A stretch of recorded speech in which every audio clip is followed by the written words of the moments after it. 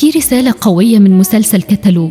حنان مطاوع وهي بتتكلم عن والدتها بعد ما توفت قالت كلام صعب جدا. قالت أنا ما قلتلهاش قد إيه هي كانت مهمة في حياتي، ما قلتلهاش قد إيه بحبها، نفسي ترجع لي ساعة، دقيقة واحدة بس، حضن واحد بس. ووقتها مش هسيب رسالة منها غير لما رد عليها. الرسالة العظيمة من المسلسل: دلوقتي نلحق نقول اللي بنحبهم أنا بحبك، أنت مهم في حياتي، أنا فخور بيك، أنا ممتن ليك. قولها دلوقتي مش بعدين، ما تستنوش حد يمشي عشان تقولوا اللي في قلوبكم. أمينة قالت رسالة عظيمة في المسلسل: البيوت مش بس حيطان، البيوت بتتبني بلمتنا. اتجمعوا، حبوا بعض، اتكلموا من قلبكم. رسولنا الكريم قال: إذا أحب أحدكم أخاه فليعلمه أنه يحبه. في وصية عظيمة لرسولنا الكريم في حديث عن أنس بن مالك رضي الله عنه إن رجلا كان عند النبي فمر به رجل فقال: يا رسول الله، إني لأحب هذا. فقال له النبي: أأعلمته ذلك؟ قال: لا.